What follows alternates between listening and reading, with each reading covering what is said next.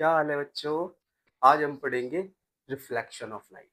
बच्चों, आपके क्लास 10 के बोर्ड के एग्जाम के लिए बहुत ही इम्पोर्टेंट टॉपिक है और आज हम यहाँ पर सभी इम्पोर्टेंट पॉइंट्स को यहाँ पर जानेंगे और ये आज तक की सबसे बेस्ट वीडियो होने वाली है रिफ्लेक्शन ऑफ लाइट पर।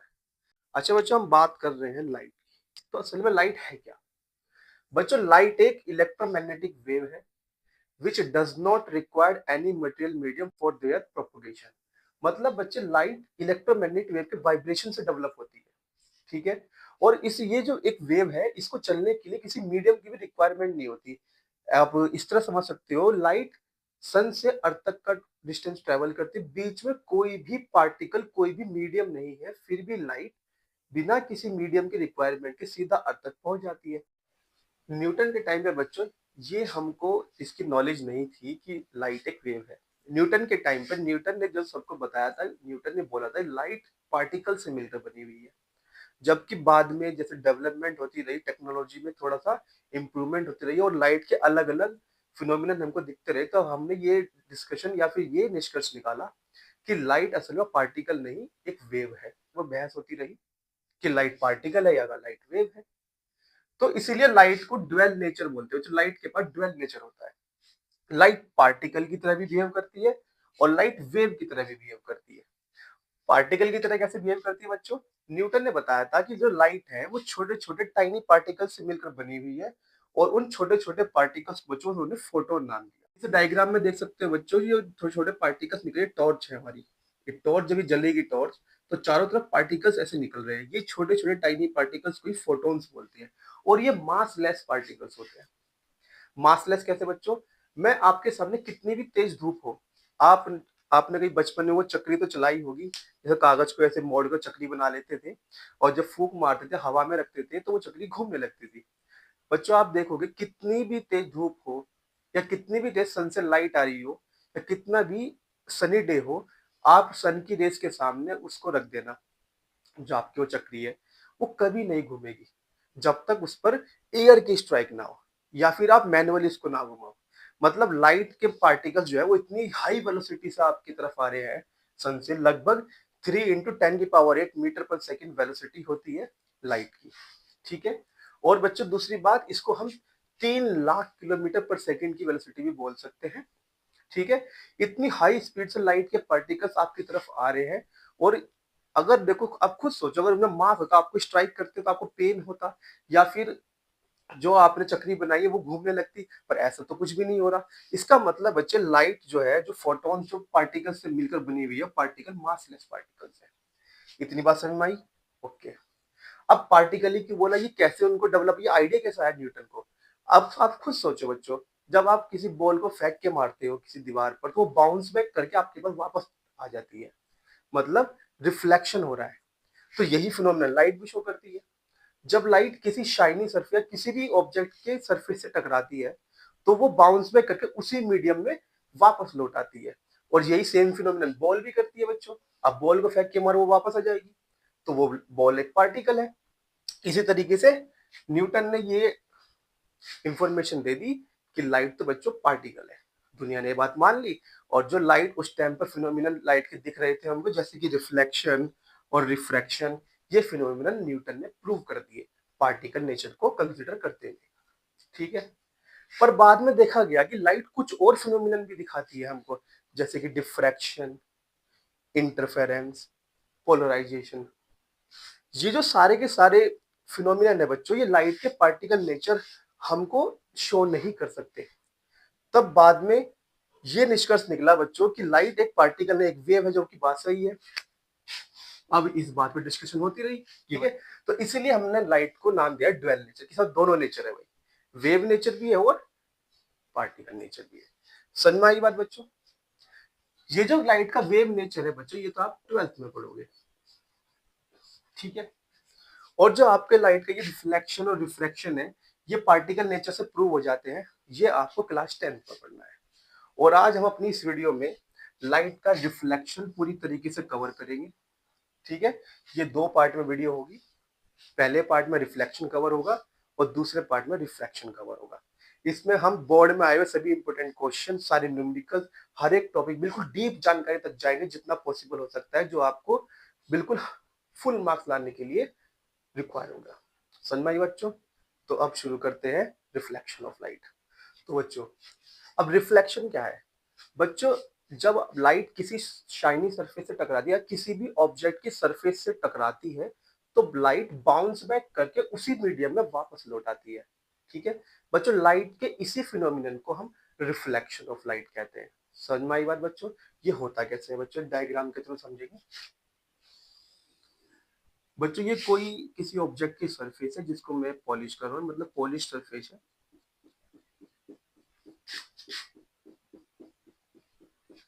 अब जब लाइट किसी सरफेस की तरफ ट्रैवल करती है, तो बच्चों जिस ये बाहर मीडियम है बच्चों एयर, ठीक है, तो लाइट आई और आकर स्ट्राइक की और स्ट्राइक करके वापस उसी सेम मीडियम में बाउंस बैक कर गई। इस फिनोमिनन को बच्चों रिफ्लेक्शन कहते हैं। अब यहाँ पर कुछ मेजर पॉइंट्स है जो हमको जानने पड़ेंगे। कैसे बच्चों? ये इसको बोलते हैं पॉइंट ऑफ इंसिडेंट, और ये होती इंसिडेंट रे। इंसिडेंट रे का मतलब आने वाली रे। इसके बाद जिस पॉइंट पर ये स्ट्राइक करेगी इसको बोलते हैं इंसिडेंट पॉइंट।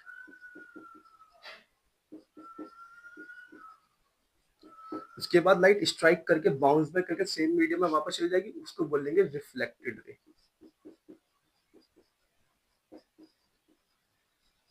ठीक है बात बच्चों? उसके बाद बच्चों, जो ये इंसिडेंट पॉइंट होता है ये सरफेस के ऊपर है, तो इसी पॉइंट पर सरफेस के परपेंडिकुलर हम एक इमेजिनरी लाइन खींचेंगे। ठीक है बच्चों, इसको बोला जाता है नॉर्मल। नॉर्मल बच्चों परपेंडिकुलर होता है आपकी सरफेस के ऊपर, सरफेस से 90 डिग्री का एंगल बनाएगा ये।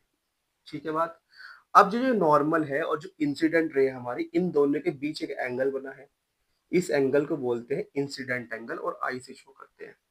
इसके बाद ये नॉर्मल है हमारा, नॉर्मल और ये रिफ्लेक्टेड रे, इनके बीच में भी एक एंगल बन रहा है, इसको बोलते हैं रिफ्लेक्टेड एंगल। तो यहाँ पे हम लिख देते हैं, अगर लाइट किसी स्मूथ शाइनी सरफेस से बाउंस में स्ट्राइक करके बाउंस में करके वापस उसी सेम मीडियम में वापस आ रही है, तो बच्चों वहां पर लाइट को दो मेजर रूल फॉलो करने ही चाहिए, जिनको हम बोलते हैं लॉज ऑफ रिफ्लेक्शन। मैं यहाँ पर लिख रहा हूँ। तो बच्चों फर्स्ट लॉ क्या है? फर्स्ट लॉ है बच्चों कि इंसिडेंट रे का नॉर्मल के साथ जो एंगल होता है, जिसको हम एंगल ऑफ इंसिडेंट कहते हैं, और दूसरा एंगल जो नॉर्मल और रिफ्लेक्टेड रे के बीच में होता है उसको एंगल ऑफ रिफ्लेक्शन बोलते हैं। ये दोनों एंगल बच्चों सेम होंगे, मतलब angle of reflection is always equal to angle of incident. बात समझ में आई बच्चों? दूसरा लॉ क्या है? Incident ray, reflected ray and normal are in same plane. कैसे सेम प्लेन का मतलब बच्चों? अब जैसे मान लो बच्चों ये हमारा बोर्ड है, ये प्लेन है, जैसे आपके रूम, आप जिस रूम में बैठे होंगे उस रूम में 6 प्लेन्स हैं, 4 वॉल्स और एक रूफ और एक फ्लोर। ठीक है बच्चों? अब आप देख पा रहे हो कि इंसिडेंट रे आई और रिफ्लेक्ट करके इसी प्लेन के थ्रू वापस चली गई। ऐसा नहीं हुआ बच्चों की आई और निकल के आपकी तरफ को चली गई। समझ में आई बात? या फिर रिफ्लेक्टेड रे ये तो इस तरह जा रहे हैं और नॉर्मल आपने ऐसे ना बना के ऐसे बना दिया, ऐसा कुछ हो रहा है, तो वो रिफ्लेक्शन का लो नहीं है। समझे बच्चों? इंसिडेंट रे और ये रिफ्लेक्टेड रे, अभी ये तीनों के तीनों एक ही प्लेन पर आपको शो भी हो रहे हैं। ये है हमारा इस बोर्ड का प्लेन। अब ऐसा ना हो बच्चों की ये जो रे है मैं आपकी तरफ को मोड़ दूं, ठीक है, कि भाई आई टकराकर ऐसे चली गई, तो आप नॉर्मल ऐसे नहीं खींच सकते, तीनों को एक ही प्लेन में रखना होगा। मान लेते ये रे ऐसे आई और आपकी तरफ को ऐसे चली गई, तो ये पूरा प्लेन बनाएगा। समझ में आई बात? इस तरह से रे आई और ऐसे निकल गई, तो ये पूरा प्लेन बना, तो आपको नॉर्मल फिर इसी प्लेन पे खींचना पड़ेगा, ऐसे नहीं खींचना पड़ेगा। समझ में आ रही बात? मैं आपको समझाता हूँ किसी तरीके से, जैसे समझो बच्चों। अब मान लेते हैं कि ये वाला प्लेन इस तरह से है कि ये लाइट की रे आई और ये प्लेन है हमारा, इस ऐसे आई टकरा के, तो नॉर्मल भी इसी प्लेन पर ड्रॉ करेंगे। पर अगर लाइट की रे टकराकर और आपकी तरफ को चली गई, तो ये प्लेन बनेगा कि लाइट स्ट्राइक करी, स्ट्राइक चली गई, तो हमें नॉर्मल भी इसी प्लेन पे खींचना पड़ेगा। ये तीनों के तीनों सिंगल प्लेन पर होने चाहिए, तभी हम वहां बोलेंगे कि रिफ्लेक्शन हो रहा है। समझ में आई बात बच्चों? तो एक ही प्लेन पर दिखने चाहिए। अब बच्चों आपको ये समझ में आ गया कि लाइट का एक फिनोमिनन है रिफ्लेक्शन, और रिफ्लेक्शन होने के लिए हमको मेजर रिक्वायरमेंट क्या है? एक सरफेस की। अगर वो सरफेस शाइनी और स्मूथ दोनों हो तो रिफ्लेक्शन बहुत ही अच्छा होगा, अच्छे से समझ पाएंगे उसको हम। तो सबसे अच्छा शाइनी सरफेस किसकी होती है बच्चों? मिरर की होती है। इसलिए अब हमको मिरर पढ़ना है। तो बच्चों मिरर के कई टाइप होते हैं। मेजरली मिरर दो टाइप का होता है। एक होता है बच्चों प्लेन मिरर। अब बच्चे यहाँ पे कहते हैं कि सर दो तरह के होते हैं, कॉन्वेक्स और कॉनकेव। वो भी है बच्चों, सही बात है, पर वो दोनों एक ही मिरर के टाइप है, जो कि होता है स्पेरिकल मिरर। मेजरली दो तरह का होता है, प्लेन मिरर और स्पेरिकल मिरर। स्पेरिकल मिरर अलग से दो टाइप का होता है, जिसमें होता है बच्चे कॉनकेव मिरर, और एक होता है बच्चों कॉन्वेक्स मिरर।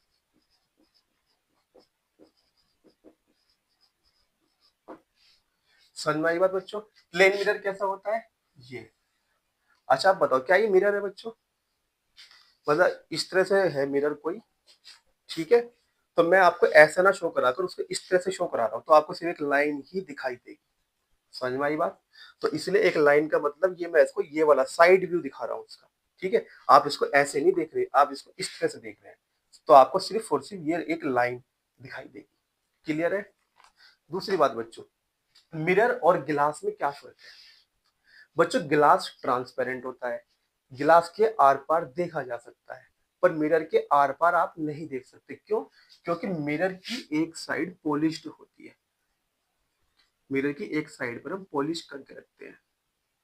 प्लेन मिरर कहाँ पर होता है बच्चों? आप अपने घरों में यूज करते हैं, आपका ड्रेसिंग टेबल हो गया, शेविंग करने वाला शीशा मिरर हो गया बच्चों, वो सब प्लेन मिरर है। अगर आप उसको मिरर को निकाल के देखेंगे तो पीछे की तरफ आपको पॉलिश मिलेगी, और आप उसके थ्रू बिल्कुल भी नहीं देख पाएंगे। तो मिरर, जो मिरर होता है उसकी एक ही सरफेस शाइनी होती है जिधर से रिफ्लेक्शन हो सकता है, जिधर आप अपना इमेज देख पाएंगे। दूसरी तरफ से आप अपनी इमेज देख ही नहीं पाएंगे, क्योंकि इधर कोई शाइनी सरफेस नहीं है। दूसरी बात, इधर की तरफ पॉलिश हुई है। ठीक है बात यहाँ तक? दूसरी बात, जो कॉनकेव मिरर कैसा होता है बच्चों, अभी मैं आपको डिटेल में पढ़ाऊंगा, अभी आप समझ लीजिए। ये हमारा कॉनकेव मिरर है। नहीं, अभी ये मिरर नहीं है। मिरर तब बनेगा जब मैं पॉलिश कर दूंगा। अब ये मिरर बना बच्चों। अब एक साइड पॉलिश हो गई है और दूसरी साइड शाइनी सरफेस बन चुकी है, ठीक है?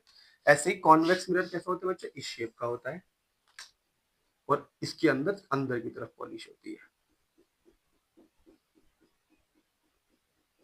ठीक है?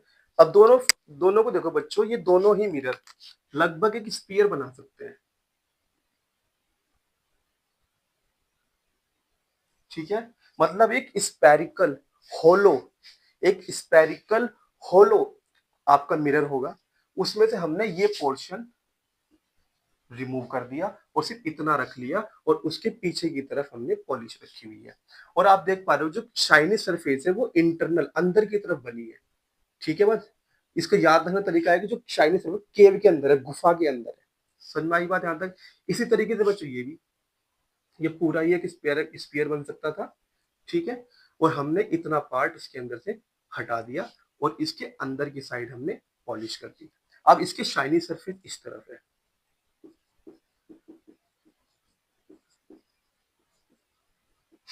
और यहाँ पे अंदर की तरफ है।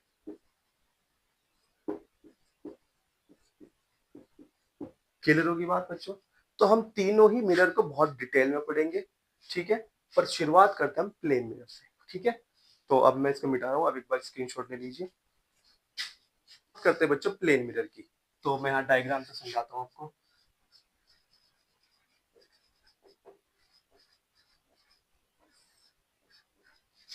बच्चों ये है हमारा प्लेन मिरर, क्या बन गया।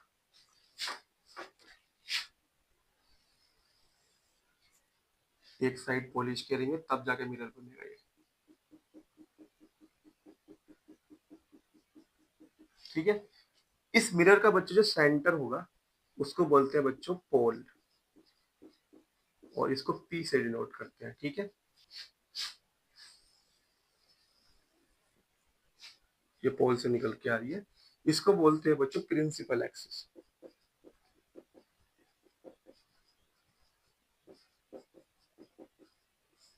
ठीक है।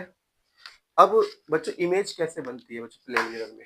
अब ये शाइनी सरफेस हमारे पास, और हमें पता है कि जब लाइट इसकी तरफ को ट्रेवल करेगी तो वो बाउंस बैक करके वापस सेम मीडियम में वापस आएगी, रिफ्लेक्शन होगा। अच्छा, अब एक बात ध्यान से सुनो बच्चों। अब जैसे कि मान लो बच्चों ये मार्कर, मैं इसको कैसे देख पा रहा हूँ? अब मैं इसको ऐसे देख पा कि लाइट इससे नहीं निकल रही बिल्कुल भी। मेरे इस कमरे के अंदर लाइट लगाई हुई है। अगर मैं अभी सारी लाइटें बंद कर दूं, मार्कर मुझे दिखना बंद हो जाएगा। तो मार्कर दिखा कैसे? जैसे ही मैंने लाइट ऑन की तो उससे जो हमारा बल्ब या फिर ट्यूबलाइट जो भी है उससे लाइट की रेस चली, और लाइट की रेस इसके ऊपर स्ट्राइक करेंगी और इसकी सरफेस से बाउंस बैक करके जब मेरी आंखों के अंदर आएंगी, यानी जब मुझे रेज मेरी आंखों की तरफ आएंगी, तब मुझको ये ऑब्जेक्ट दिखाई देता है। समझ में आ रही बात यहाँ तक? ठीक है। तो बच्चों मैं यहाँ पर एक ऑब्जेक्ट दिखाता हूँ आपको। ये मान लेते एक ऑब्जेक्ट है। अब ऐसे एरो बना दी, बस ऐसे ऑब्जेक्ट ही समझना है इसको। ठीक है। जो ये एरो है ये तो है बच्चों उसका हेड, और इसको ए से डिनोट कर देते हैं। और नीचे बच्चों इसके फुट, इसको बी से डिनोट कर देते हैं। अब मैंने आपको क्या बताया था कि लाइट पहले स्ट्राइक करेगी इस मार्कर पे और उसके बाद मेरी तरफ को आएगी, तब मुझे ऑब्जेक्ट दिखाई देगा। तो अब लाइट तो जहां भी जलाई थी आपने इस रूम के अंदर वो तो चली हुई है, फिर वहां से लाइट की रेज आई, इस पे टकराई और अब चलेगी मिरर की तरफ। ठीक है बात यहाँ तक? अब बच्चों ये जो आप देख पा रहे हो ये यहाँ पर स्ट्राइक की ये इंसिडेंट रे है, और यहाँ पर ये पॉइंट ऑफ इंसिडेंट है। अब जरा ध्यान से ये बात देखो, मैंने आपको सरफेस पे नॉर्मल खींच लो, जब लाइट आएगी इंसिडेंट पॉइंट पर तो स्ट्राइक करके वापस चली जाएगी, और दोनों ही एंगल के इक्वल होने चाहिए, आई आर के इक्वल होना चाहिए। ये बात कंपलसरी लॉ है रिफ्लेक्शन का। ठीक है। अब जैसे जैसे मैं इस एंगल को कम करूंगा, मतलब ऐसा तो ऐसे ले जाऊंगा तो इंक्रीज होगा, मतलब अभी ये 15 डिग्री मान लो 30, ठीक है 45, इस तरह से 90 तक जाएगा। पर मैं इस एंगल को कम करूंगा, मान लो 10 डिग्री कर दिया, तो लाइट फिर 10 डिग्री पे जाएगी रिफ्लेक्ट करके, क्योंकि दोनों एंगल सेम होने चाहिए। ठीक है। मैं इसको और कम करूं एंगल को, 5 डिग्री करूं तो 5 डिग्री हो जाएगा। और अगर मैं बिल्कुल सीधी ले आऊं रे को, बिल्कुल नॉर्मल पे, तो ये एंगल 0 डिग्री बनेगा। देखो धीरे धीरे एंगल कम होते होते होते 0 हो गया। तो मतलब एंगल कम होते होते 0 हो गया। तो जब इंसिडेंट रे 0 डिग्री पर आ रही है तो रिफ्लेक्टेड रे भी 0 डिग्री पर ही वापस जाएगी, ये भी अपना एंगल 0 डिग्री कर लेगी। ठीक है बात है तक? तो ये बिल्कुल यही इम्पैक्ट हो रहा है, क्योंकि ये इंसिडेंट पर मैं नॉर्मल खींचू तो ऐसे ही खींचेगा। ठीक है। ये नॉर्मल है मान लो यहाँ पर, ये नॉर्मल मान लो यहाँ पर, तो लाइट फिर बाउंस बैक अगर इसी सेम पाथ को फॉलो करते हुए बैक साइड चली जाएगी। समझ में आया? अब किसी भी इमेज को बनाने के लिए हमको मिनिमम 2 रे चाहिए। कितनी? 2 रे। अब फिलहाल क्या हो रहा है, ये मार्कर में दिखाई दे रहा है, इसके ऊपर इनफाइनाइट रेज आकर टकरा रही है और वो मेरी तरफ आ रही है। पर मुझे इतनी सारी रेज बनाने की जरूरत नहीं है। मुझे कोई भी इमेज बनाने के लिए केवल और केवल 2 रेज की जरूरत पड़ेगी। तो एक रे तो मैंने बना दी। ठीक है। अब मैं इसको नॉर्मल को हटा देता हूं यहां से। अब आप देखोगे लाइट इस पॉइंट से आगे नहीं गई, लाइट इस पॉइंट पर स्ट्राइक करके यहीं से बाउंस बैक करके वापस सेम मीडियम में वापस आ गई। ठीक है। उधर कोई रिकॉर्ड नहीं है लाइट का। ठीक है।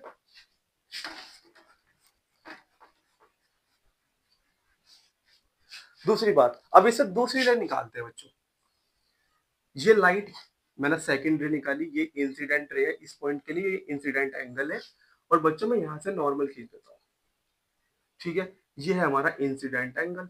अब लाइट बाउंस बैक करके सेम मीडियम में आएगी तो और सेम एंगल बनाकर जाएगी इस तरीके से, और एंगल आई एंगल आर के इक्वल होगा। समझ में आ रही बात बच्चों? तो 2 रेज हमने यहाँ पे बना दी। ठीक है। चलो इसमें बना रहने दो। अब आप देख पा रहे हो ये दोनों की दोनों रेज इस पॉइंट से मिरर से अंदर नहीं गई हैं, ये तो यहीं से स्ट्राइक करके बाउंस बैक करके वापस आ गई है। ठीक है। और उसके बाद अब कहाँ जाएंगी वापस स्ट्राइक करके? अब स्ट्राइक करके ये मेरे आंखों तक आएंगी, या कोई भी ऑब्जर्वर होगा उस तक पहुंचेंगी। अब ऑब्जर्वर को क्या लगेगा कि लाइट तो एक स्ट्रेट लाइन में चलती है। आपने कभी लाइट को बैंड होते हुए देखा है? कभी नहीं देख पाएंगे। ठीक है, लाइट बच्चे की स्ट्रेट लाइन में चलती है और हमारे माइंड में ये बात फिट है नेचुरली।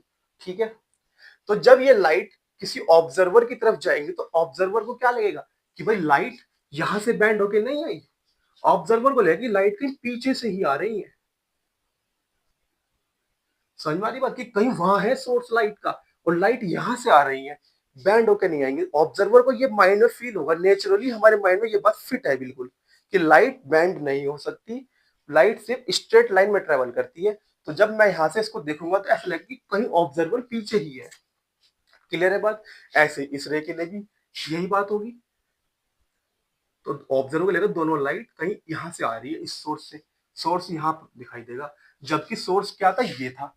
ठीक है, अब इस सोर्स की एक इमेज बन जाएगी यहां पर जो हमको दिखाई देगी। बात समझ में आ रही है? और ये इमेज, ये जो सोर्स है, ये कहां पर दिखाई देगा? मिरर के इनसाइड दिखाई देगा।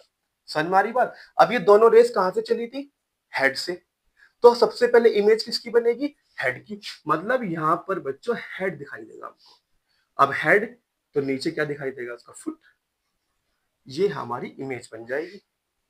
अब ये इमेज बच्चों मिरर के अंदर ही बनी है, इसलिए आप अपना रिफ्लेक्शन अपने उस मिरर के अंदर ही देखते हो। बात समझ में आ रही है? क्लियर है बात यहां तक? अब यहां पर बच्चों कैरेक्टरिस्टिक्स क्या है इमेज की? ये इमेज हमारी, इसका फुट दे दो बी डैश बच्चों। मैं यहां पर लिख देता हूं ए बी तो बच्चों है हमारा ऑब्जेक्ट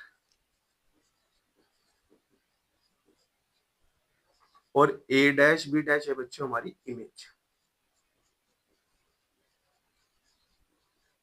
ठीक है बस। अब बच्चों ये जो लाइट है ये पैरेलल है बिल्कुल प्रिंसिपल एक्सिस के पैरेलल चलिए लाइट। तो मतलब जो इमेज बनेगी उसका साइज और ऑब्जेक्ट का साइज बिल्कुल सेम होगा। ठीक है, आप देखते भी हो, आप जब आप ड्रेसिंग टेबल के सामने खड़े होते हो तो जितनी हाइट आपके उतनी ही हाइट आपके इमेज की होती है। तो दोनों की हाइट बिल्कुल सेम है, तो मतलब सेम साइज का इमेज बनेगी। तो मैं कैरेक्टरिस्टिक्स लिख रहा हूं यहाँ पे इमेज की। नंबर 1, इमेज कैसी है? सेम साइज की एज ऑब्जेक्ट, जैसा ऑब्जेक्ट है उसी के साइज की इमेज बनी है। नंबर 2, इमेज कहां बनी है बच्चों? मिरर के अंदर बनी है। ठीक है, इमेज फॉर्म्ड इनसाइड मिरर। तीसरी बात, अच्छा बच्चों इमेज कैसी है? आप ड्रेसिंग टेबल में देखते हो ना खड़े होकर, जब आप सुबह सुबह तैयार होते हो स्कूल जाने के लिए, जैसे आपका हेड ऊपर होता है तो इमेज का भी हेड ऊपर ही होता है। ऐसा तो नहीं होता कि आपके पैर ऊपर दिख रहे हो हेड नीचे हो गया, ऐसा तो नहीं होता। तो आप देख पा रहे हो ऐसा ही हो रहा है यहाँ पर। ठीक है, अगर ए ऊपर है तो यहाँ पर उसकी इमेज भी ऊपर ही बनी है, अगर फुट नीचे तो उसकी इमेज भी नीचे ही बनी है। मतलब जो इमेज है हमारी वो इरेक्ट है। इरेक्ट का मतलब बच्चों सीधी इमेज है। उल्टी भी बनेगी, अभी जो बाकी मिरर्स आएंगे हमारा कॉनकेव उसमें मिरर इन्वर्टेड भी बनेगी, उल्टी बनेगी, सिर नीचे पैर ऊपर, अभी देखोगे आप। ठीक है, दूसरी बात बच्चों क्या है? अच्छा जो इमेज बनी है क्या ये रियल रेज से बनी है? क्या रेज ने रियल में यहाँ पर इंटरसेक्ट किया है? बिल्कुल भी नहीं। क्यों? क्योंकि रेज तो यहां से आगे गई ही नहीं, रेज तो यहां से स्ट्राइक करके यहीं से ही वापस लौट आई। रे तो यहीं पे स्ट्राइक करके यहीं से वापस लौट आई। ये तो हमारे माइंड के अंदर इमेजनरी रेज पहुंची वहां तक, हमारे माइंड ने सोचा कि सोर्स कहीं पीछे ही है, इसलिए हमने ये इमेजनरी लाइन डॉटेड दिखाई आपको। तो मतलब ये जो इंटरसेक्शन हुआ यार रेज का, ये रियल नहीं है और इसीलिए इस इमेज को हम रियल नहीं बोल सकते। ये इमेज कैसी है बच्चों? वर्चुअल। ये हमारे माइंड ने इस इमेज को बना दिया अंदर, क्योंकि उसको लगा कि सोर्स अंदर ही है। समझ में आई बात? तो ये इमेज इरेक्ट एंड वर्चुअल होगी। और ये बात हमेशा याद रखना, पूरे मिरर में वर्चुअल इमेज हमेशा इरेक्ट होगी यानी सीधी होगी और रियल इमेज हमेशा इन्वर्टेड होगी। ठीक है, वर्चुअल इमेज हमेशा मिरर के अंदर बनेगी और रियल इमेज हमेशा मिरर से बाहर बनेगी। समझ में आ रही बात? यहां तक रियल इमेज को हम स्क्रीन पे दिखा सकते हैं। अब जब जो इमेज ही मिरर के अंदर बन रही है तो वहां पर हम कहां पे स्क्रीन रखेंगे? आप मिरर के अंदर स्क्रीन ले जाओगे क्या? ले जाके दिखाओ। तो नहीं ले जा पाएंगे, नहीं वो इमेज हम स्क्रीन पर नहीं दिखा सकते। वर्चुअल इमेज को स्क्रीन पर शो नहीं किया जा सकता, क्योंकि ये इम्पॉसिबल है कि आप मिरर के अंदर स्क्रीन लगा दो।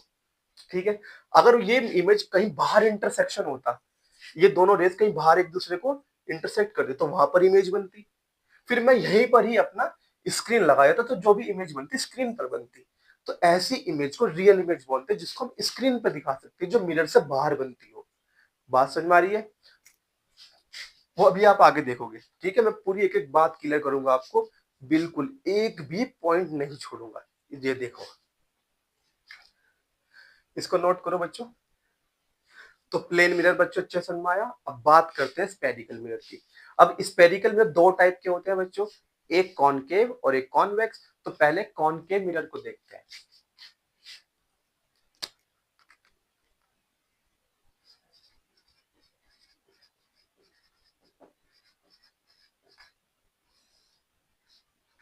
कॉनकेव मिरर बच्चों एक स्पेरिकल मिरर है। तो कैसे बना होगा बच्चों? एक होलो स्पीयर होगा गिलास का। होलो का मतलब जो अंदर से खोखला हो। ठीक है, और उसको एक पूरा स्पीयर के फॉर्म में ले लिया, जैसे ग्लोब आप देखते हो। ठीक है, तो ये है बच्चों होलो स्पेरिकल ग्लास। मिरर क्यों नहीं बोला? क्योंकि अभी मैंने कोई पॉलिश नहीं की इसके ऊपर। ठीक है, अब मैं इसका कुछ पार्ट काट के निकाल लूंगा। ठीक है, तो ये अंदर से जगह बनेगी। समझ में आ रही बात? यहाँ तक ये पार्ट हमने रिमूव कर दिया। अब ये जो पार्ट हमने यहाँ पे बनाया है, इसके एक तरफ हम पॉलिश कर देंगे, जिससे शाइनी सरफेस बने और रिफ्लेक्शन अच्छे से हो सके। समझ में आ रही बात बच्चों? जब अंदर की तरफ ये आप सरफेस देखो शाइनी से, इसको बोलते हैं कॉनकेव सरफेस। देखो एक गुफा सी बन गई, अंदर की तरफ शाइनी सरफेस बन गई, गुफा सी बन, केव बन गई है, इसलिए इसको कॉनकेव सरफेस बोला हमने। अब जब ये हमारा स्फीयर था, तो बच्चों स्फीयर का एक सेंटर भी होगा, जो कि इस कर्व का भी सेंटर होगा। ये सेंटर पूरे स्फीयर का सेंटर है, और इस पूरे स्फीयर में ये कर्व भी आता है, जिसको हमने मिरर बनाया है। ठीक है, तो इसीलिए बच्चों इस कर्व का ये सेंटर होगा। इसको सी से नोट करेंगे, और इसका नाम होगा सेंटर ऑफ कर्वेचर।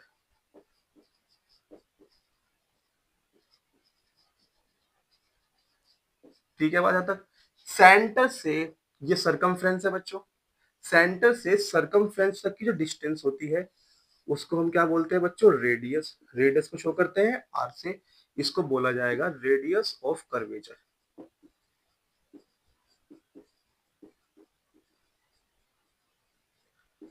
इतनी बात समझ में आई यहाँ तक? ठीक है, अब ये जो हमारा मिरर है, इसका एक सेंटर पॉइंट भी होगा, और सेंटर पॉइंट को हमने प्लेन में भी बोला, तो क्या बोलते हैं बच्चों? पोल बोलते हैं। पोल को डिनोट करते हैं बच्चों पी से। ठीक है, पोल और सेंटर ऑफ कर्वेचर को अगर मैं मिला दूं, तो बच्चों बनती है प्रिंसिपल एक्सिस।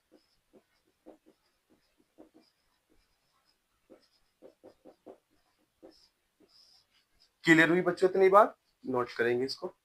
अब बात करते हैं बच्चों कॉन्वेक्स मिरर की। कॉन्वेक्स मिरर कैसे दिखता है?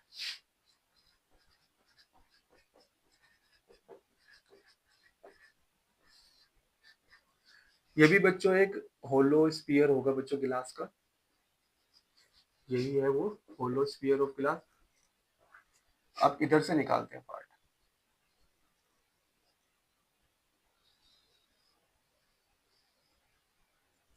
ठीक है बच्चों, अब मैं इसको पॉलिश कर दूंगा, तो ये अब मिरर बन जाएगा। ठीक है, ये पार्ट हमारे किसी काम का, इसको रिमूव कर दिया हमने, सिर्फ ये रखा है, और ये हमने इसको पॉलिश करके इसको मिरर बना दिया। ठीक है, अब अंदर की तरफ शाइनी सरफेस नहीं है, अब शाइनी सरफेस बाहर की तरफ है, और ये बच्चों इस सरफेस को बोलते हैं कॉन्वेक्स सरफेस।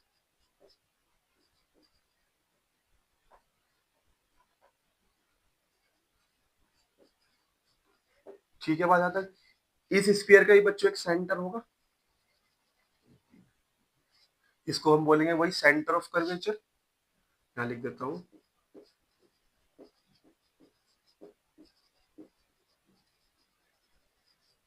ठीक है, दूसरी बात बच्चों, ये जो सेंटर है और ये सरकमफ्रेंस, ये मिडल पॉइंट हो गया हमारे मिरर का, इसको बोलते हैं बच्चों पोल।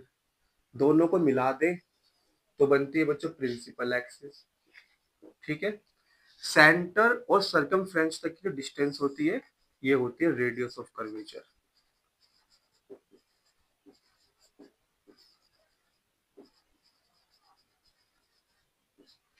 बात समझ में आई क्या? ये हमारा कॉन्वेक्स मिरर था, इससे पहले हमने बनाया था कॉनकेव मिरर। आप नोट करेंगे इसको।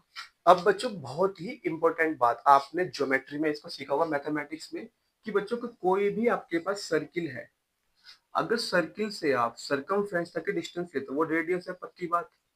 रेडियस बच्चा हमेशा सरकमफ्रेंस पर परपेंडिकुलर होती है, 90 का एंगल बना, चाहे आप किसी भी डायरेक्शन में खींच लो। ये देखो, ये भी 90 डिग्री बनाएगी, यहाँ पे ले आओ, ये भी 90 डिग्री बनाएगी, ठीक है, इधर ले आओ, ये भी 90 डिग्री बनाएगी, ऐसे ले जाओ, ये भी 90 डिग्री का एंगल बनाएगी। समझ में आ रही बात? मतलब अगर हम सेंटर से सरकमफ्रेंस तक लाइन ड्रॉ करते तो वो रेडियस होगी। दूसरी बात, ये जो लाइन होगी ये हमेशा सरकमफ्रेंस पर परपेंडिकुलर होगी, 90 डिग्री का ही एंगल बनेगी हर बार, हर एक डायरेक्शन में, जब कहीं भी खींच लो। ज्योमेट्री में आपने अच्छे से पढ़ा होगा। अब हम आगे चलते हैं, ठीक है।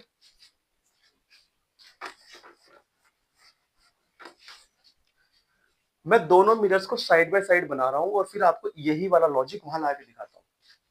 हमारा मिरर है, नहीं ये ग्लास है, मिरर अब बनेगा पॉलिश करके।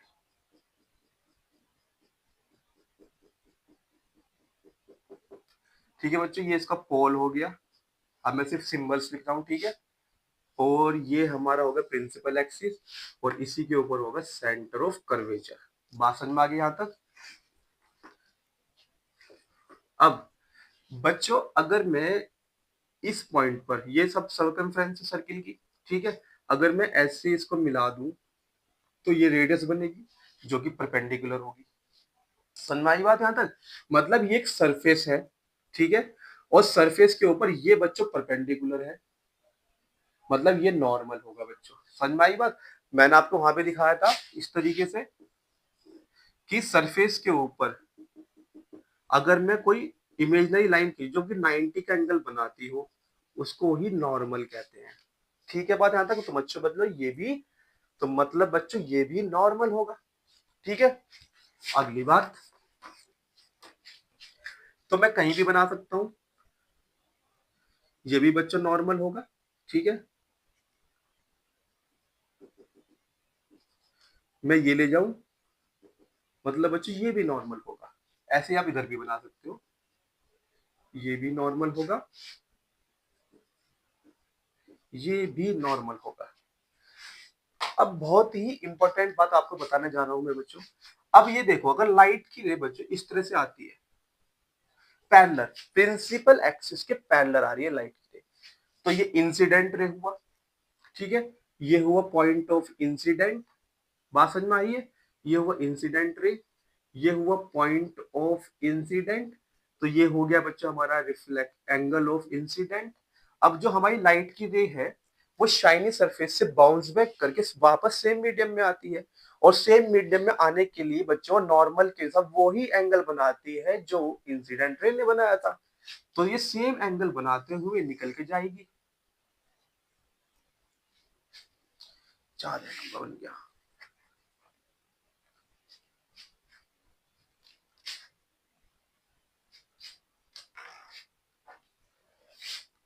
तो बच्चों ये इधर आके प्रिंसिपल एक्सिस से इंटरसेक्ट करेगी। ठीक है, ये हो गया बच्चों हमारा रिफ्लेक्शन ऑफ लाइट, ये एंगल आई और ये एंगल आर, और एंगल आई इक्वल टू होता है एंगल आर के लॉज ऑफ रिफ्लेक्शन में मैंने आपको बताया है। ठीक है बात यहां तक?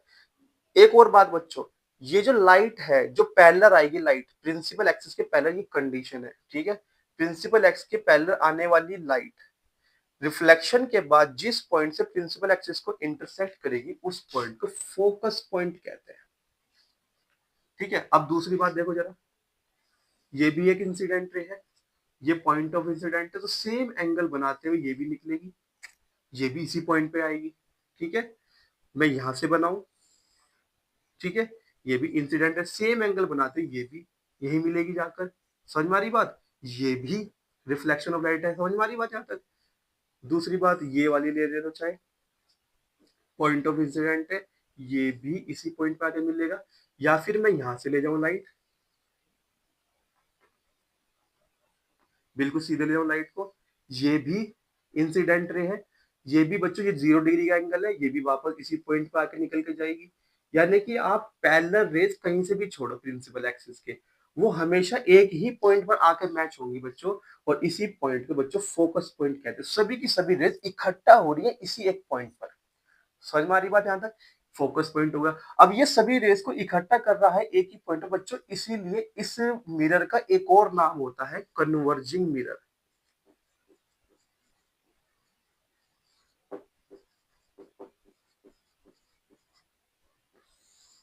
समझ में आ रही बात, क्योंकि सभी लाइट को कन्वर्ज कर रहा है एक ही पॉइंट पर, इसलिए इसका नाम कन्वर्जिंग मिरर।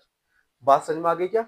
अब बच्चों फोकस से और पोल से, तो फोकस और पोल के जो बीच की डिस्टेंस होगी, ये जो डिस्टेंस है इसको स्मॉल एफ से डिनोट कर दो।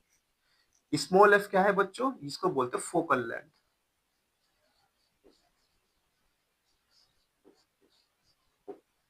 समझ में आ रही बात, ये जो आप निगेटिव पॉजिटिव पढ़ते हो ना, कि कॉनकेव मिरर की फोकल लेंथ निगेटिव होती है, कॉन्वेक्स लेंस की फोकल लेंथ पॉजिटिव, अब ये आपको आगे समझ में आएगा। अभी आप सिर्फ इतना समझो जितना आपको समझा रहा हूँ, इतनी बात में कोई डाउट नहीं होना चाहिए आपको। ठीक है, अगर कोई डाउट है तो आप कमेंट कर सकते हैं, और आपके कमेंट का जवाब आपको वहीं पर दिया जाएगा। बात समझ में आ गई बच्चों। अब इसको देखेंगे कॉन्वेक्स मिरर को।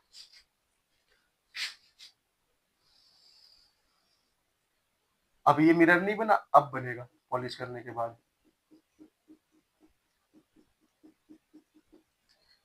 ये बच्चों इसका पोल हो गया, सेंटर ऑफ कर्वेचर इस तरफ मिलेगा, ठीक है, और ये प्रिंसिपल एक्सिस हो गई।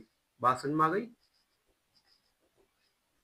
अब दोबारा देखो बच्चों, ये सेंटर ऑफ कर्वेचर, अगर इससे मैं सरकमफ्रेंस को मिला दूंगा तो ये 90 डिग्री यानी नॉर्मल होगा। मैं इसको यहां मिला दूंगा तो ये भी नॉर्मल होगा। मैं इसको यहां मिला दूंगा, कैसी लाइनें खींच रही है,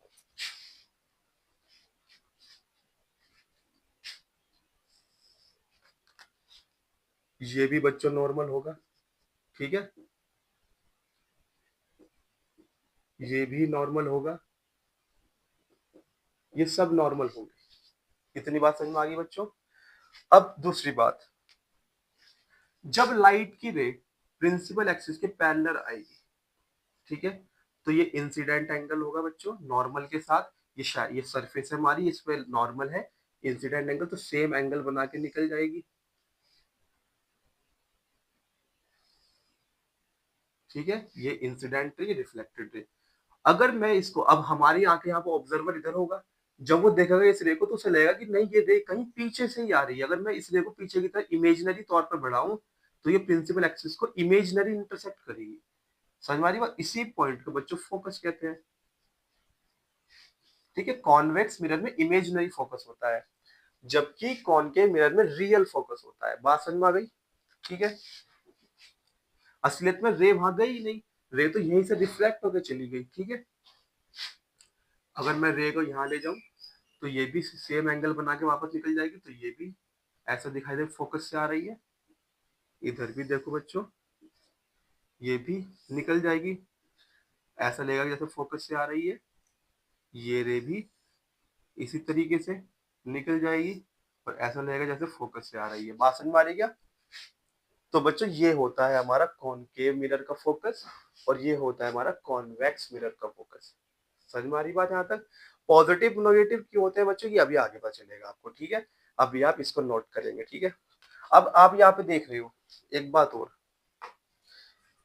जो रेज हैं ये तो दूर चली गई, देखो दूर चली गई, फैल गई चारों तरफ, देखो डाइवर्ज कर दिया, डाइवर्ज कर दिया, मतलब इकट्ठा नहीं कर रहा है रेस को, सारी रेस पैरेलल आई और स्ट्राइक करके देखो कितने बड़े एरिया में बिखर गई। बात समझ में आ रही है, मतलब डाइवर्ज कर दे रहा है सभी रेस को, इसलिए इसका नाम होता है डाइवर्जिंग मिरर।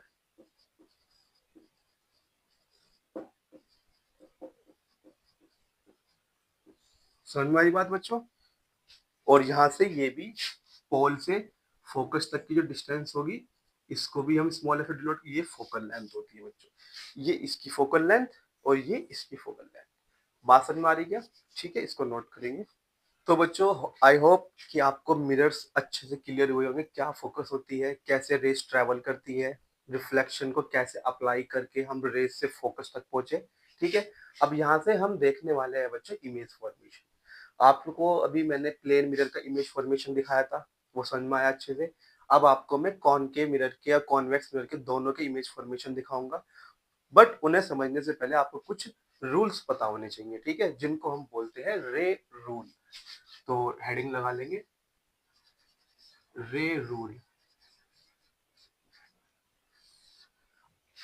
दोनों मिरर्स के लिए रूल बता रहा हूँ, ठीक है, उसके बाद में सीधा इमेज फॉर्मेशन की तरफ मूव कर जाएंगे। ठीक है, सबसे पहले बात करते हैं कॉनकेव मिरर के लिए रूल। फर्स्ट रूल, मैं चारों रूल इधर ही बना रहा हूँ बच्चों, एक ही प्रिंसिपल एक्सिस पे। ठीक है,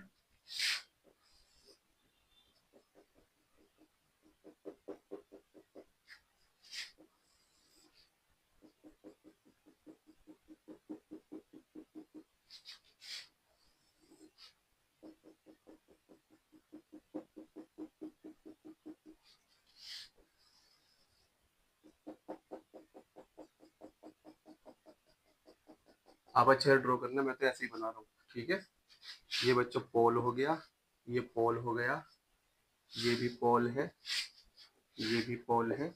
यहाँ पे सेकेंड रूल दिखा रहा हूँ, ये थर्ड रूल और ये फोर्थ रूल। ठीक, इन सभी के पास सेंटर ऑफ कर्वेचर और फोकस होंगे।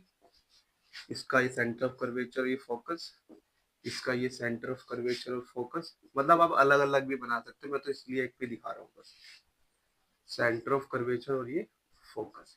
रूल्स क्या है, मेन चीज आप रूल्स देखिए। पहले इसके लिए देखिए, अगर कोई लाइट की रे पैरेलल आ रही है प्रिंसिपल एक्सिस के पैरेलल, पैरेलल रे, ठीक है बात, तो रिफ्लेक्ट होने के बाद वो किससे निकल के जाएगी, फोकस से। अभी आपको मैंने दिखाया भी है। ठीक है, फोकस से जाएगी, कंपलसरी है। मैंने आपको, अच्छा आप यहाँ पे नॉर्मल बना के एंगल से बिल्कुल स्केल से बना के देख सकते हो। ठीक है, दूसरी बात, अगर लाइट की रे बच्चों इसका अपोजिट पाथ फॉलो करे, मान लेते फोकस से आई है और यहाँ पर इंसिडेंट हुआ है, तो वही आप यहाँ से नॉर्मल बनाइए, तो फिर ये रिफ्लेक्ट होकर बिल्कुल बच्चे पहले अपोजिट लॉ फॉलो करेगी। ठीक है, ये पाथ रखेगी या फिर इसका बिल्कुल अपोजिट पाथ रखेगी। पैरेलल आएगी तो फोकस से निकल के जाएगी, फोकस से आई तो पैरेलल हो जाएगी। समझ में आ रही बात यहाँ तक? ठीक है, दूसरी बात, अगर लाइट की रे बच्चों पोल्स पे आ रही है, बिल्कुल एग्जैक्ट पोल पे, तो बच्चों ये नॉर्मल हुआ, यही तो होगा नॉर्मल, ये सेंटर से रेडियस। समझ में आ रही बात? तो यही सेम एंगल बना के यहाँ से निकल जाएगी। ठीक है, थर्ड रूल हो गया। तीसरा रूल क्या है बच्चों, अगर बिल्कुल इससे आ रही है तो ये इंसिडेंट कैसा होगा बच्चों, ये तो कर्व ऐसे बना हुआ है, वैसे ये इंसिडेंट कैसा, नॉर्मल 0 डिग्री का एंगल, तो सेम इसी पाथ को फॉलो करके रिवर्ट आ जाएगी। ठीक है, यहाँ तक? जैसे मैंने आपको बताया था कि अगर नॉर्मल पे ही लाइट की रे आ रही है तो इसी से वापस चली जाएगी, जो 90 डिग्री वाला ये नॉर्मल है। ठीक है, तो सेम यही फिनोमिना यहाँ हो रहा है, ये नॉर्मल ही होता है सरफेस पर, सेंटर से सरकमफ्रेंस को मिलाने वाली नॉर्मल होती है, 90 डिग्री है यहाँ पर, तो ये 0 डिग्री का एंगल बनेगा। 90 डिग्री है सरफेस से, ये जो सरफेस है, समझ में आ रही बात, ये सरफेस से 90, पर जो रे है, रे का एंगल अलग होता है, ये होता है, तो ये रे का एंगल 0 डिग्री है। समझ में आ रही बात? बिल्कुल, तो ये इसी को फॉलो करते हुए बिल्कुल वापस आ जाएंगे। चार रूल हो गए इसके, ये चारों रूल्स आपको पता होने चाहिए। ठीक है, रे डायग्राम बनाने से पहले। ठीक है, इसी तरह के चार रूल कॉन्वेक्स मिरर के लिए होंगे। पहले आप इसको स्क्रीनशॉट ले लीजिए। करते बच्चों कॉन्वेक्स मिरर के रूल की,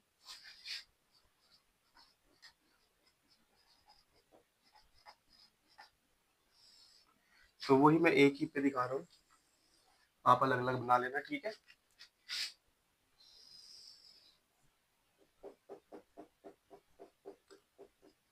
ज्यादा अच्छी ड्राइंग नहीं है मेरी। ओहो, पॉलिश कहाँ कर दी।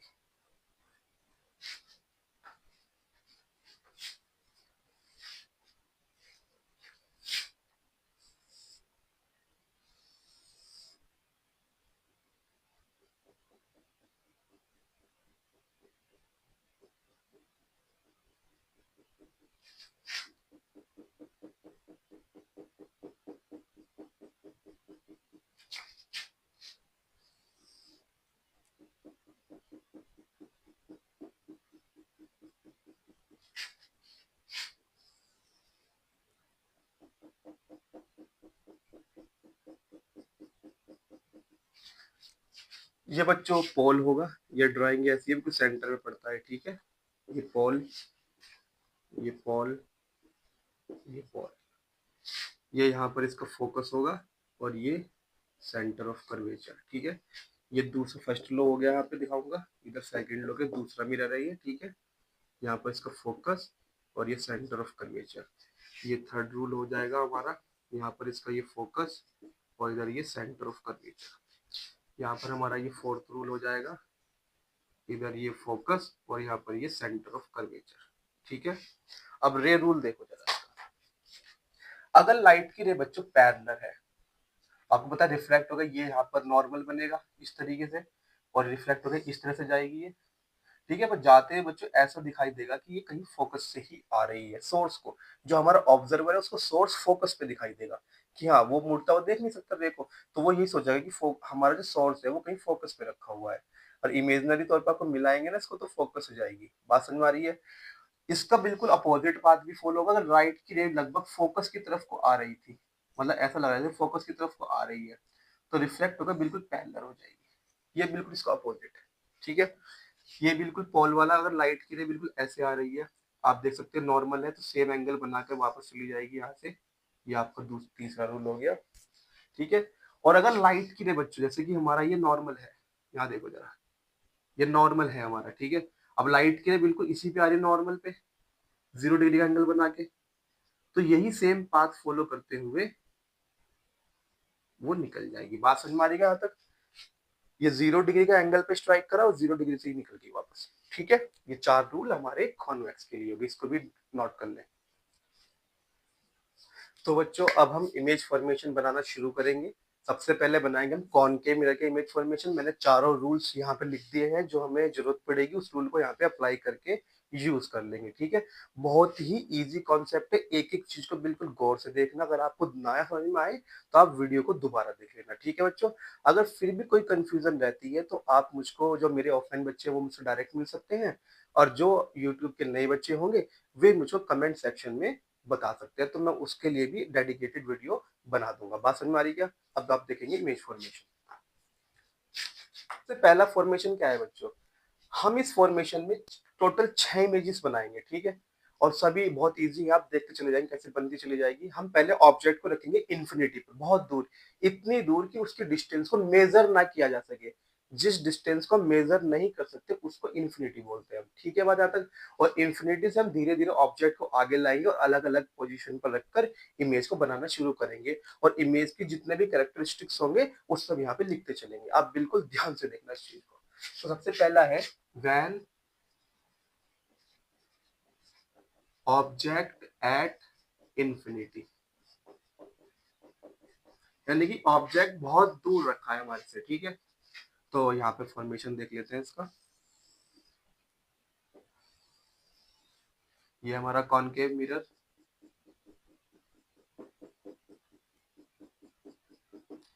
पोल, फोकस, सेंटर ऑफ कर्वेचर, ठीक है। हमारा ऑब्जेक्ट बहुत दूर है, बहुत दूर, जैसे बच्चों स्टार्स, ठीक है, मून, ये हमसे बहुत दूर है। आप मून की डिस्टेंस का ऐसे अंदाजा नहीं लगा सकते कितनी दूर होगा आपसे, ठीक है।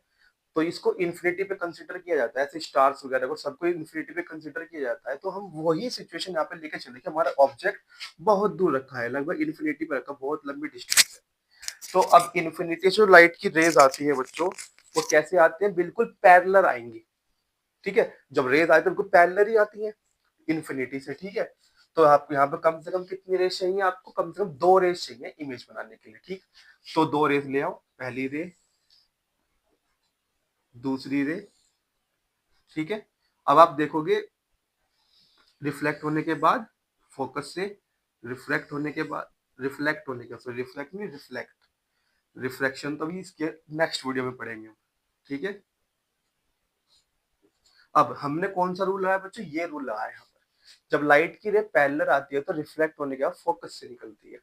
लाइट की रे आई, रिफ्लेक्ट होके फोकस से, पैरेलल आई, रिफ्लेक्ट हो, फिर रिफ्लेक्टिव बोल रहा हूँ, लाइट की रे आई रिफ्लेक्ट होकर फोकस से।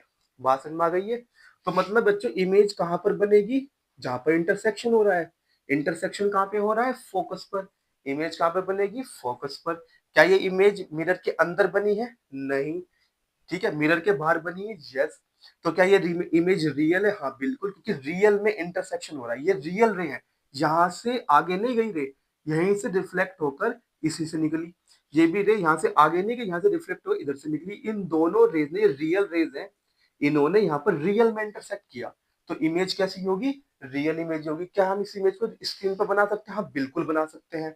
कैसे? जिस जिस पॉइंट पर इमेज बन रही है, हम उसी पॉइंट पर स्क्रीन रख देंगे, तो लाइट की रेज आएंगे और स्क्रीन पे इंटरसेक्ट करेंगी, तो स्क्रीन पर हमको इमेज शो हो जाएगी। समझ में आ रही बात यहाँ तक बच्चों?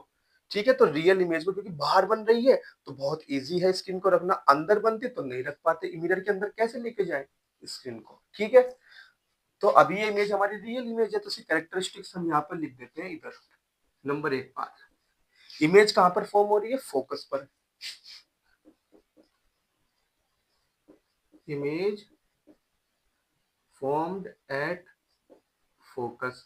दूसरी बात, इमेज कैसी है? साइज कितना है उसका? दिख पा रहा है आपको साइज? देखो यहाँ पर कितना बड़ा साइज था, बहुत दूर था ऑब्जेक्ट, पर उसकी इमेज बहुत इत्तू सी, बल लगभग पॉइंट के जैसी इमेज यहाँ पर बनी है फोकस पर, हमको दिख ही नहीं पा रहा हेड किधर है, टेल किधर है। समझ में आ रही बात? अभी आप देखोगे नेक्स्ट वाले में आपको दिखने लग जाएगा जब हम थोड़ा थोड़ा आगे लेके आएंगे। तो इमेज बच्चों हाईली डिग्निस्ड है।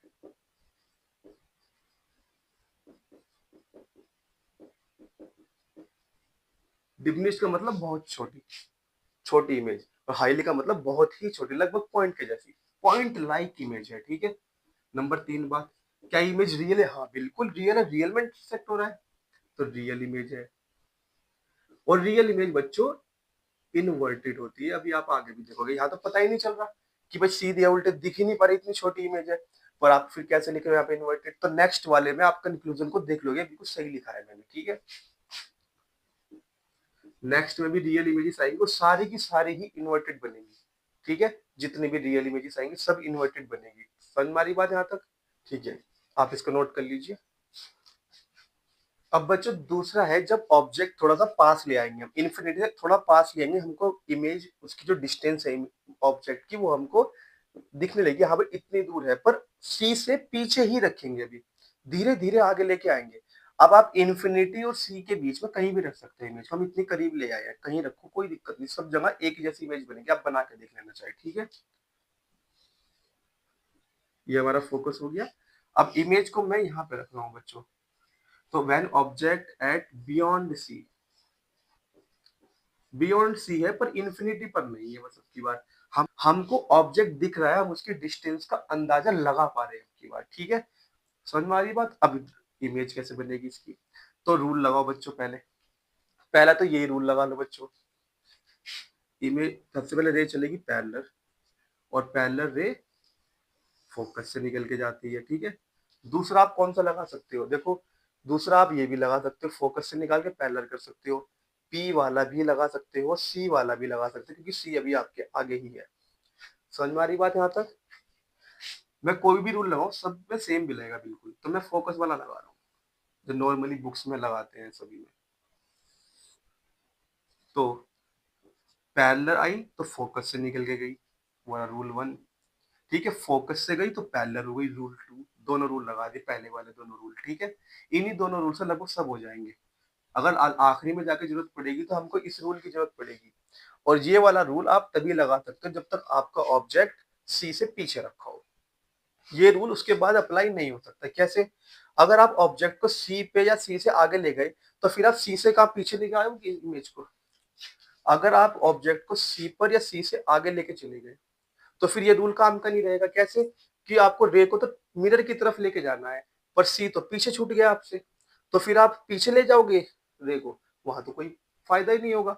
इसलिए इस रूल को या तो अभी लगा सकते हैं या फिर बाद में।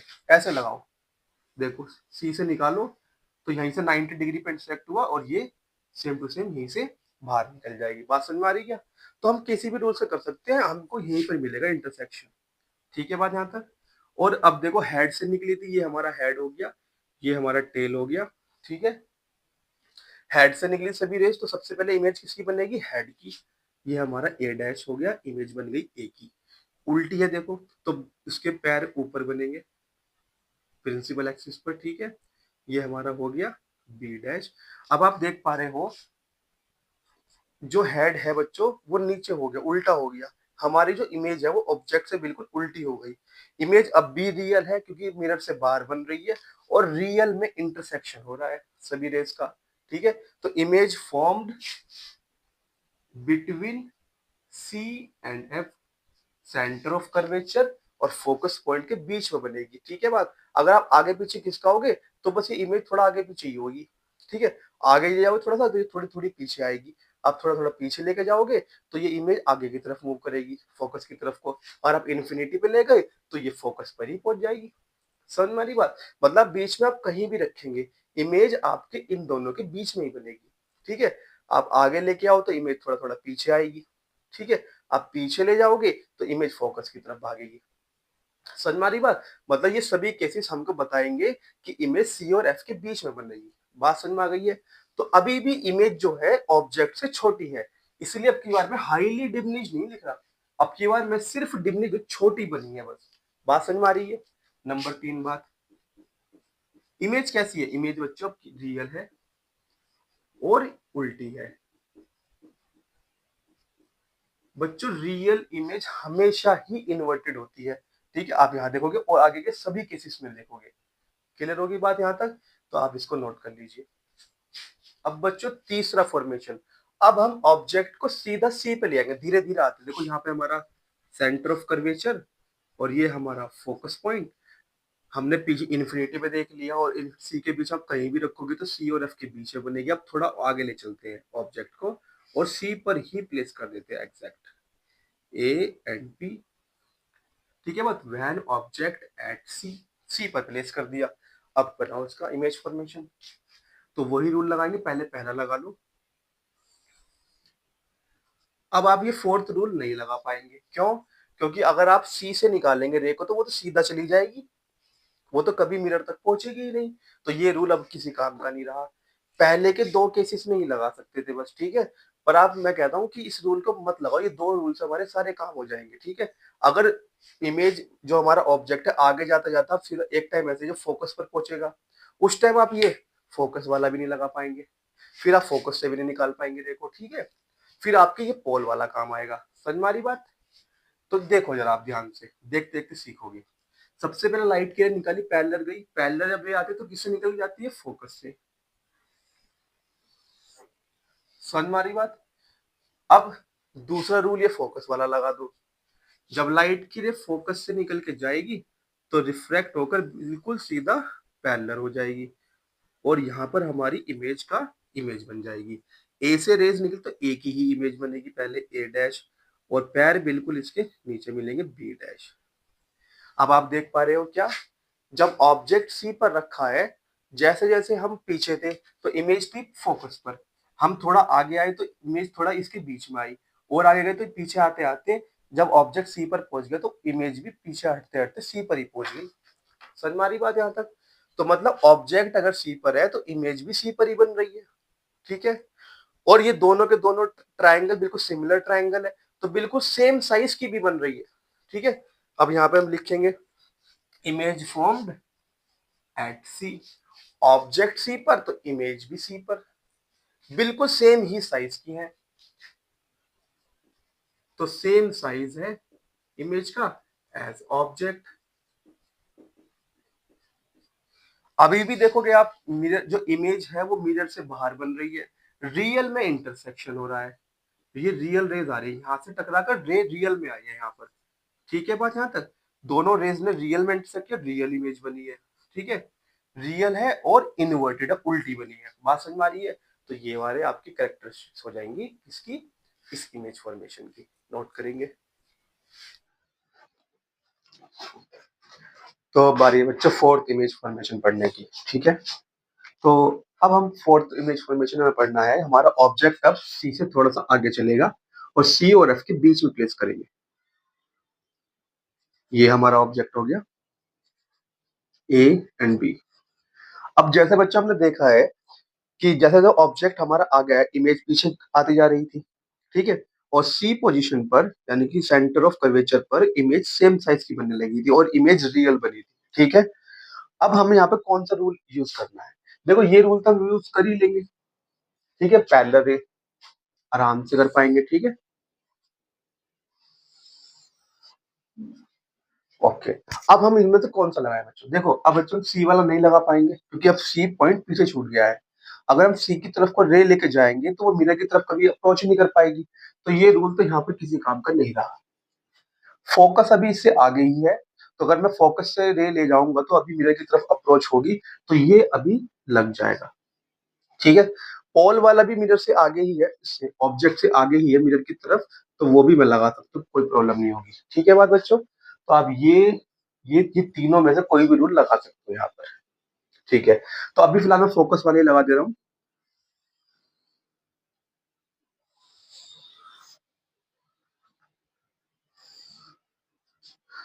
ये बच्चे हमारी इमेज बन गई। आप देख पा रहे हो हमारी जो इमेज है वो सी से पीछे चली गई। जैसे जैसे मैं ऑब्जेक्ट को आगे लेके जा रहा हूँ इमेज हमारी पीछे जाती जा रही है, और पहली बार ऐसा हुआ है कि हमारी इमेज बड़ी बनी है, मैग्नीफाइड इमेज बन गई है। समझ में आ रही बात बच्चों? तो हम यहाँ पर इसकी कैरेक्टरिस्टिक्स लिख देंगे। नंबर 1, इमेज फॉर्म्ड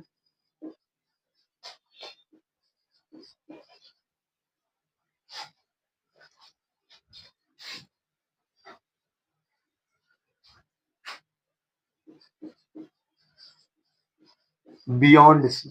सी के पीछे बनी बच्चों इमेज, ठीक। नंबर 2, अच्छा इमेज कैसी है? अभी भी रियल में इंटरसेक्ट हो रहा है, ये रियल इमेज, रियल रेज है जो यहाँ पर आ रही है, रियल में इंटरसेक्ट हुआ है, तो ये रियल इमेज बनी है हमारी, रियल। एंड इमेज कैसी है बच्चों? इन्वर्टेड। रियल इमेज हमेशा इन्वर्टेड बनती है।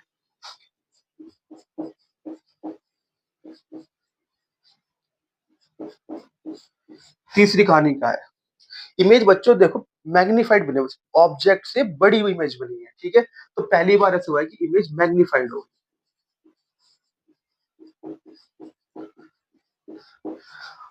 अब देखो बच्चों, जब सी पे ऑब्जेक्ट था, ठीक, तो इमेज भी सी पर ही बन रही थी और सेम साइज। जैसे मैं सी से थोड़ा आगे चला, इमेज थोड़ी पीछे की तरफ मैग्नीफाइड हो गई। जैसे जैसे मैं आगे चलता रहूंगा इमेज पीछे हटती रहेगी और बड़ी मैग्नीफाइड होती चली जाएगी। समझ में आ रही बात? क्लियर है? अब हमारा अगला केस हुआ कि आगे चलते चलते अगर मैं फोकस तक ही ले जाऊं तब क्या होगा? तो पहले सब इसको नोट कीजिए। तो बच्चों अब हमारा फिफ्थ इमेज फॉर्मेशन आ चुका है।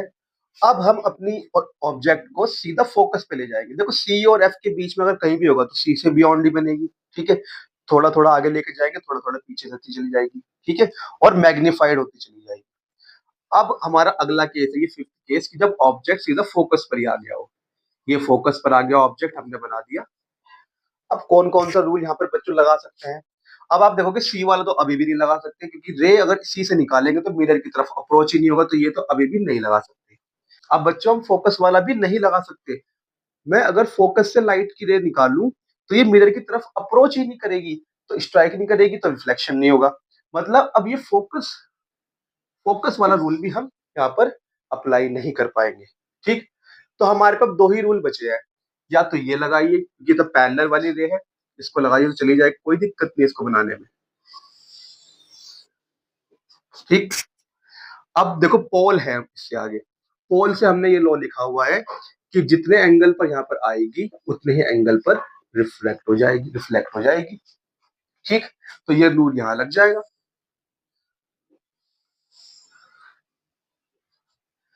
अब देखो बच्चों, अब आप देख पा रहे हो दोनों की दोनों रेस पैरेलल हो चुकी है।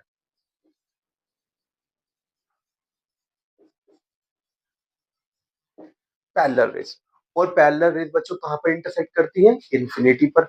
तो इमेज भी कहाँ बनेगी? इन्फिनिटी पर। तो दोनों रेज एक दूसरे पैरेलल चलेंगी और इन्फिनिटी पे जाके इंटरसेक्ट करेंगी, यानी कि बहुत दूर, ठीक। जितनी दूर ये जाके इंटरसेक्ट करेंगी उतना ही बड़ा यहाँ पर हमारी इमेज बनेगी, ए डैश बी डैश। इमेज अभी भी रियल बनेगी क्योंकि रियल में इंटरसेक्ट होगा, ठीक है बात यहाँ तक। इमेज अभी भी इन्वर्टेड होगी क्योंकि ए से निकली दोनों रेज, तो नीचे की तरफ जो इमेज बनेगी वो हेड की बनेगी। बात समझ में आ गई? ऊपर हमारा क्या मिलेगा? यहाँ पर फुट मिलेगा। तो इमेज अभी भी रियल है, और एक दूसरी बात बहुत ही ज्यादा बड़ी है, यानी कि हाईली मैग्नीफाइड है।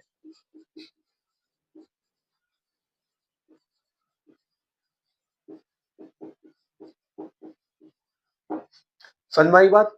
तो हम जैसे-जैसे पीछे से ऑब्जेक्ट को लेके आ रहे थे, तो इमेज फोकस से शिफ्ट होना शुरू हो रही थी पीछे की तरफ, धीरे-धीरे पीछे आई। जैसे ही हम सी पे लाए तो इमेज भी सी पर पहुँच गई, सेम साइज़ की हो गई। सी से आगे जाते ही हमारी इमेज भी पीछे निकली और मैग्नीफाइड होना शुरू हो गई। एफ की तरफ को बढ़ते रहे, इमेज भी पीछे हटती रही और बड़ी होती गई और फोकस पर पहुँचते ही इमेज हमारी बहुत ही बड़ी हो गई, हाइली मैग्नीफाइड हो गई और इन्फिनिटी पर बनने लगी। तो कहाँ पर बनेगी इमेज हमारी? इन्फिनिटी पर। Image formed at infinity. इतनी बात समझ में आई? क्योंकि पैरेलल रेज़ बच्चों इन्फिनिटी पर ही इंटरसेक्ट करेंगी। क्लियर होगी बात? नोट कीजिए। अब बच्चों हम बनाने जा रहे हैं अपना 6 इमेज फॉर्मेशन, ठीक है? अब ऑब्जेक्ट को हम फोकस से भी आगे ले जाएंगे, ठीक है? फोकस को अब जो हमारा ऑब्जेक्ट है फोकस और पॉल के बीच में एग्जिस्ट करेगा, ठीक है? कहीं भी बना सकते हो आप।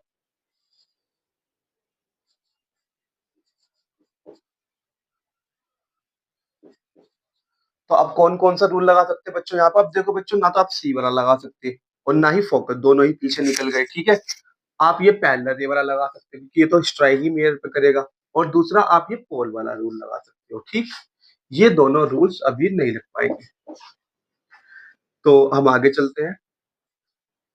पैरेलल आएगी तो रिफ्लेक्ट रिफ्लेक्ट होकर सीधा फोकस से निकल के जाएगी, ठीक है? दूसरा रूल लगाएंगे, पोल से टकराएगी तो रिफ्लेक्ट होकर उस सेम एंगल बना के निकलेगी, ठीक है?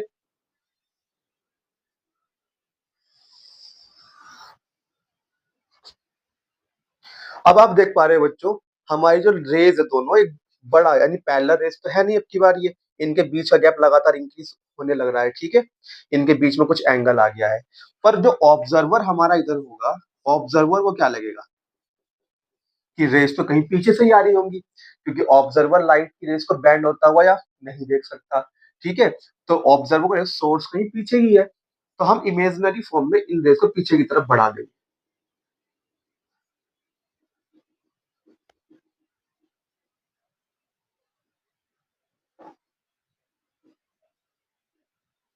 ठीक है बात? इधर तो इंटरसेक्शन कभी नहीं होगा क्योंकि इनके बीच का गैप बढ़ता ही जा रहा है, तो पीछे की तरफ ही इंटरसेक्शन होगा, ठीक है? अब वो इंटरसेक्शन कैसा होगा बच्चों?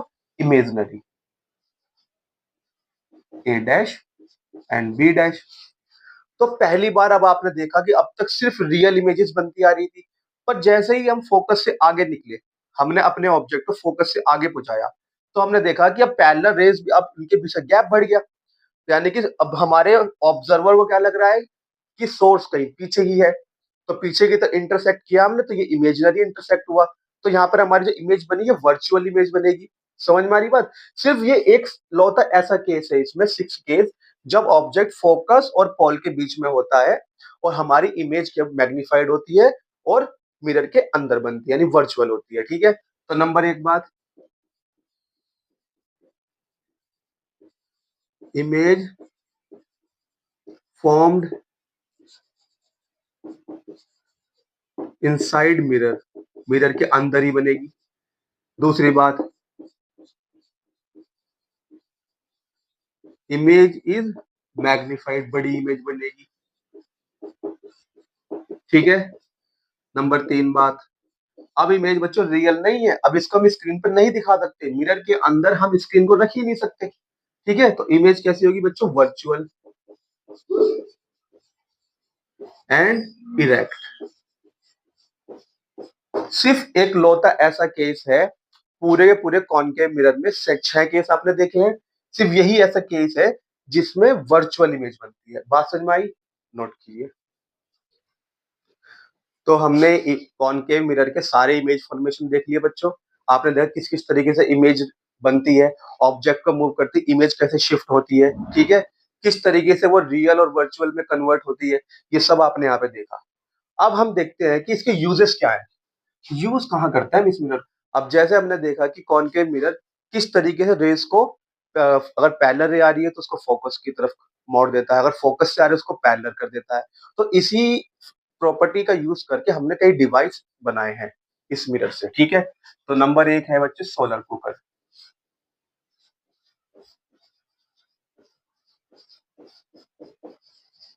अब सोलर कुकर कैसे काम करता है बच्चे? हमने क्या किया, ये कॉनकेव मिरर लिया, पीछे की साइड पॉलिश कर दी। बच्चों कहीं पर इसका फोकस भी होगा, देखो ये हमारा प्रिंसिपल एक्सिस आ गई, ये इसका मान लिया फोकस हो गया, ठीक है। और फोकस पे हमने ऐसे कोई स्टैंड लगा दिया और यहाँ पर कोई बर्तन रख दिया, ठीक है। और यहाँ पर एक बर्तन रख दिया, इसके अंदर मान लीजिए वाटर को वार्म करना चाहते हैं। ये हमारा सन है इधर। अब क्या होगा, सन से लाइट की रेज आएंगी, ठीक है, और रिफ्लेक्ट होकर सीधा फोकस की तरफ, रिफ्लेक्ट होकर सीधा फोकस, रिफ्लेक्ट होकर फोकस की तरफ, सब फोकस की तरफ पहुंचेंगी। तो सभी की सभी रेज इकट्ठा हो जाएंगी एक ही पॉइंट पर, ठीक है।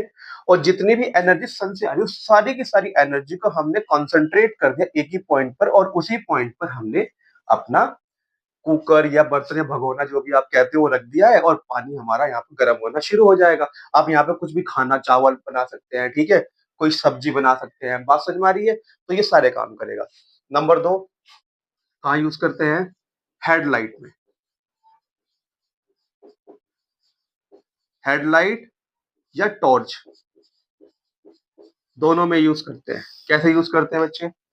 भाई हमने टॉर्च जलाई है बच्चों, तो हमको फोकस सारा एक ही पॉइंट पर चाहिए कि जो हम टॉर्च जलाएं सारी की सारी रेज एक सिंक्रोनाइज वे में एक पाथ को फॉलो करती हुई चले, ठीक है। तो हम क्या करेंगे, ऐसे ही स्लॉट बनाएंगे, पीछे की तरफ शाइनी, पीछे की तरफ पॉलिश कर देंगे।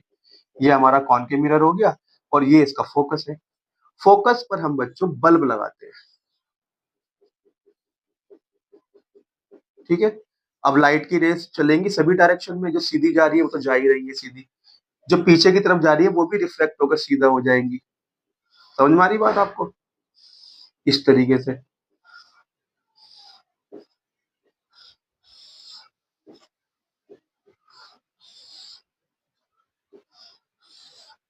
तो पूरी सारी लाइट बीम एक सिंक्रोनाइज वे में एक ही पाथ को फॉलो करते हुए आपको जो भी देखना है आपके काम में आएगी। हेडलाइट भी इसी फिनोमिनन पे काम करती है, ठीक है, और आपकी टॉर्च भी ऐसी काम करती है, ठीक है। हम क्या करना चाहते हैं टॉर्च से, कि पर्टिकुलर पॉइंट को टारगेट करना चाहते हैं, तो उसके लाइट की सभी रेस को एक ही डायरेक्शन में चलना पड़ेगा सिंक्रोनाइज वे में। तो हम क्या करेंगे, जो भी हमारा सोर्स होगा लाइट का, तो बल्ब होता है हेडलाइट्स में, उस सोर्स को हम फोकस पर रखते हैं। जब वो जलेगा तो सभी डायरेक्शन में रेस निकलेगी, जो सीधी जा रही है वो तो जा ही रही है सीधी, जो बाकी पीछे के डायरेक्शन में रेस जाएंगे उनको भी ये पैरेलल कर देगा। बात समझ में आ गई है? नोट करें। अब बच्चों हम इमेज फॉर्मेशन पढ़ने जा रहे हैं कॉन्वेक्स मिरर का, ठीक है। कॉनकेव मिरर में सिर्फ दो इमेज फॉर्मेशन होते हैं बच्चों, देखेंगे यहाँ पर बच्चों। अब कॉन्वेक्स मिरर का इमेज फॉर्मेशन देखते हैं, ठीक है। तो इसमें पहला है बच्चों, जब ऑब्जेक्ट हमारा इन्फिनिटी पर रखा हो, ठीक है। तो बनाते हैं जरा इसको।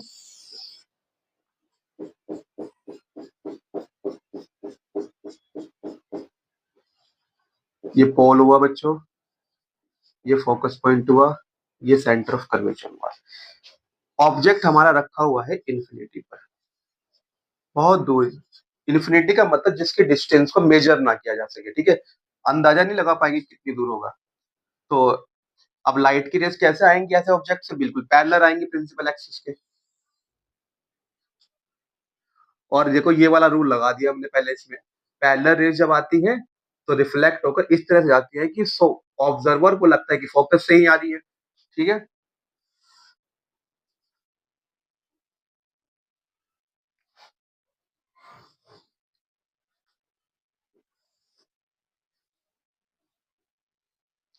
समझ में आ रही बात बच्चों? अब आप देख पा रहे हो, जो हमारी इमेज है ऑब्जर्वर को तो लगता है कि भाई सोर्स कहीं फोकस पर है, मतलब कि हमारे जो इमेज है वो कहां पर बनी है? फोकस पे। क्या ये रियल में इंटरसेक्ट हुआ है? नहीं। हमारी जो रेस थी वो तो इस पॉइंट से आगे जा ही नहीं पाई, वो तो यहीं से ही रिफ्लेक्ट होकर किसी और डायरेक्शन में चली गई। ये वाली रे भी यहाँ से रिफ्लेक्ट हो किसी और डायरेक्शन में चली गई, ठीक है। और ऑब्जर्वर को लग रहा है कि सोर्स हमारा फोकस पर है, तो इमेज भी कहाँ बनेगी बच्चों? फोकस पर। तो नंबर एक बात,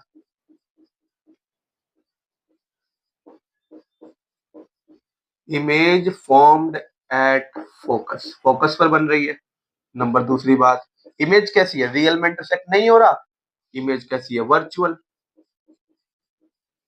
और वर्चुअल इमेज कैसी होती है, इरेक्ट, सीधी होती है। आपने देखा सभी केसेस में, ठीक है। प्लेन मिरर ने ही वर्चुअल इमेज बनाई थी, वो भी इरेक्ट थी। कॉनकेव मिरर ने 6 वाले केस में एक वर्चुअल इमेज बनाई थी, वो भी इरेक्ट थी। और जितनी भी रियल इमेजेस अभी तक बनी है वो सारी की सारी इन्वर्टेड थी, ठीक है। नंबर 3 बात, इमेज कहाँ बन रही है, inside the mirror. Virtual image mirror के अंदर बन रही है, ठीक है, वहां पे हम स्क्रीन नहीं रख सकते, तो इमेज कैसी है, virtual, inside the mirror. Image formed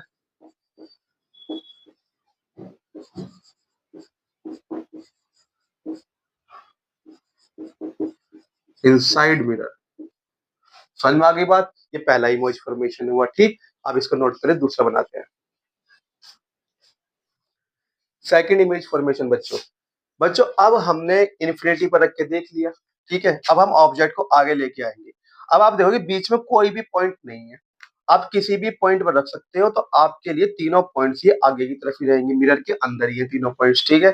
तो आप यहाँ पे कोई भी लो लगा सकते हो, आप ये भी लगा पाओगे, आप ये भी लगा पाओगे, आप ये भी लगा पाओगे। समझ में आ रही है बात यहाँ तक। और इसके अलावा कोई तीसरा केस इसमें एग्जिस्ट नहीं करता। अब मान लेते हैं मैंने ऑब्जेक्ट को यहाँ रख दिया,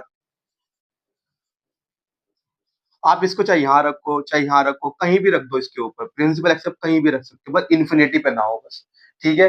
और कोई तीसरा केस इसमें बनेगा ही नहीं, क्योंकि कोई पॉइंट एग्जिस्ट नहीं कर रहे, सारे पॉइंट आपके एक ही साइड पर पड़ रहे हैं, ठीक है। कि आप पी पे रखेंगे या सी पे रखेंगे, ऐसा कुछ भी नहीं है यहाँ पर, ठीक। अब लाइट की रेस कैसे ट्रेवल करेंगी, भाई आप कोई भी आसान से जो भी आपको लॉजिक है चारों लगा सकते हो, क्योंकि सभी पॉइंट्स मिरर के दूसरी तरफ है, तो आप किसी भी पॉइंट के लिए ये रूल लगाओगे तो जो हमारी लाइट की रे हमेशा मिरर की तरफ ही चलेगी, ठीक है। तो पहले तो पैरेलल वाला ही लगा दो, सबसे इजी वाला है। और पैरेलल रे आती है और इस तरह से रिफ्लेक्ट होती है कि ऑब्जर्वर को लेकर कहीं फोकस से आ रही है, ठीक। अब दूसरा, चाहे आप पोल से निकाल लो, ठीक है, चाहे आप सी से निकाल लो, उससे कोई फर्क नहीं पड़ेगा, ठीक है ना बात यहाँ तक। चलो मैं सी से निकालता हूँ ये वाला। तो इसी बात को फॉलो करते हुए लाइट बिल्कुल निकल जाएगी पीछे की तरफ। समझ में आ रही बात यहाँ तक। क्योंकि बच्चों जो हमारा सेंटर ऑफ कर्वेचर है, उसको मिलाने वाली लाइन सेंटर ऑफ कर्वेचर से सरकमफ्रेंस तो नॉर्मल होता है, 0 डिग्री का एंगल है, तो वापस इसी बात को फॉलो करते हुए चली जाएगी। आप ये देख सकते हो रूल यहाँ पर, ठीक है। अब आप देखोगे ऑब्जर्वर को क्या लगेगा कि सोर्स कहीं पीछे ही है, यहाँ तो नहीं दिखाई दे बैंड, तो लाइट यहाँ से रिफ्लेक्ट होकर वापस आई है, पर ऑब्जर्वर को तो नहीं दिखेगा ऐसा, ऑब्जर्वर सोचे कहीं पीछे ही है सोर्स, ठीक है। ये ऐसा बन रहा है, बिल्कुल सीधी जाएगी, ठीक है। ये इसको सीधा ही बनाता हूँ, ठीक है बात यहाँ तक बच्चों। तो अब आपने देखा कि दोनों रेज ने यहाँ पर इंटरसेक्ट किया है मिरर के अंदर, ठीक है। और ये इमेजिनरी इंटरसेक्ट है, मतलब जो हमारी इमेज बनेगी वो वर्चुअल होगी, ठीक है। A dash B dash, virtual image erect होती है। अब आप खुद देखो ध्यान से, अगर मैं इसको अगर आगे पीछे भी करता हूँ तो क्या ही फर्क पड़ेगा, ये रेत तो सेम टू सेम इसी तरह से रहेगी। आपको आगे रख दोगे इसको तब भी ये रेत ऐसी बनेगी, ठीक है। आप आगे जब भी ये सी से ही जाएगी, मतलब हमेशा इंटरसेक्ट यहीं पर ही होगा। आप कहीं भी किसी पोजिशन पर यहाँ पे रखोगे, उससे कोई भी फर्क नहीं पड़ेगा, ठीक है। तो इमेज हमेशा ही यहाँ पर वर्चुअल बनेगी, आप रियल इमेज इस मिरर से बना ही नहीं सकते, ना ही आप इस मिरर से कोई मैग्नीफाइड इमेज बना सकती हो। इस मिरर में सारी की सारी इमेज डिमिनिश्ड होंगी और वर्चुअल होंगी और इनसाइड द मिरर बनेंगी। समझ में आ रही बात। तो कैरेक्टरिस्टिक्स क्या हुई, नंबर 1, इमेज फॉर्म्ड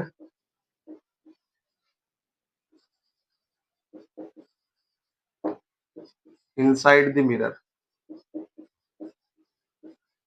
नंबर 2, कैसी है इमेज, वर्चुअल एंड इरेक्ट।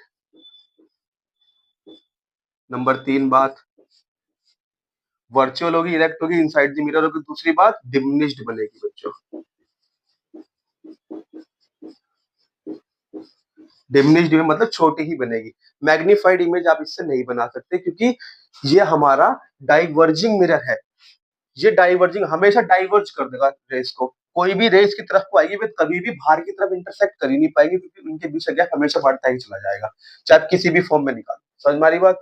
तो इंटरसेक्ट तो मिरर के बाहर हो ही नहीं सकता, इंटरसेक्शन कहाँ होगा, मिरर के अंदर होगा, वो भी इमेजनरी, और हमेशा ही यही बनेगी।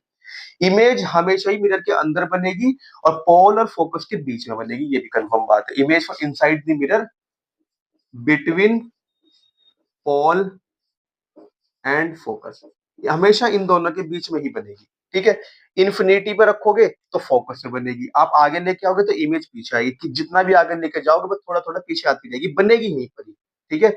और हमेशा ही छोटे साइज की होगी, ठीक है बात, क्योंकि हमेशा रे को बैंड इसी तरह जाना पड़ेगा सी की तरफ, तो हमेशा हाइट छोटी ही मिलेगी। समझ में आई बात? अब आप नोट कर लें इसको। तो बच्चों ये सारे इमेज फॉर्मेशन आपने देख लिया, आई होप आपको अच्छे से समझ में आया होगा, ठीक है। अगर आपका कोई डाउट है तो आप ये वीडियो एक बार और देख लें, आपको अच्छे से रिवाइज हो जाएगा, ठीक है। आपके बोर्ड के एग्जाम के लिए बहुत ही इंपॉर्टेंट टॉपिक है, मैंने हर एक छोटे से छोटे पॉइंट को कवर करने की पूरी कोशिश। कोई टॉपिक आपको नहीं समझ में आया तो फिर कमेंट में लिख दीजिए, मैं आपके लिए डेडिकेटेड वीडियो बना दूंगा। अब नेक्स्ट वीडियो में हम फ्रैक्शन पढ़ेंगे, रिफ्लेक्शन तो कंप्लीट हो गया हमारा, इसके न्यूमेरिकल्स बचे, मैग्निफिकेशन, मिरर फॉर्मूला, ठीक है, उसके लिए डेडिकेटेड वीडियो बनाऊंगा, ठीक। अभी नेक्स्ट वीडियो में मैं आपको रिफ्रैक्शन पढ़ाऊंगा, जिसमें हम लेंसेज, रिफ्रैक्शन, रिफ्रैक्टिव इंडेक्स, इन सब के बारे में पढ़ेंगे, ठीक है। तो गॉड ब्लेस यू।